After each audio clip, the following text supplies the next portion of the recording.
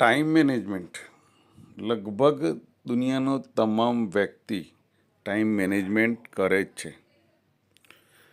કોઈ સમયની સાથે ચાલે છે, કોઈ સમયથી આગળ ચાલે છે, કોઈ સમયથી પાછળ ચાલે છે. તમામ વ્યક્તિ પોતપોતાની રીતે પોતાના સમયનું મેનેજમેન્ટ કરે જ છે. ફરક એટલો છે કે એ જે સમય મેનેજમેન્ટ ટાઈમ મેનેજમેન્ટ કરે છે એની વિચારધારા શું છે.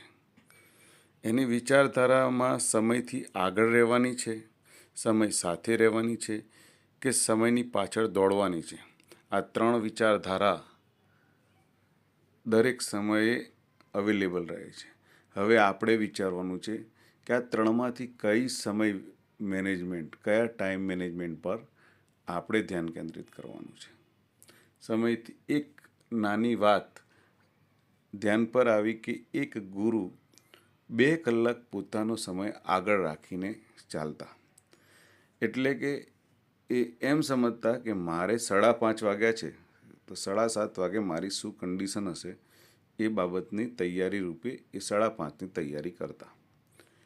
આવી માનસિકતા કેળવવી એ સમયથી આગળ ચાલવાની માનસિકતા છે. એક એવો પણ વ્યક્તિ હોય કે એક સમયને પ્રવાહ સાથે જોડાઈને ચાલવું કે જેથી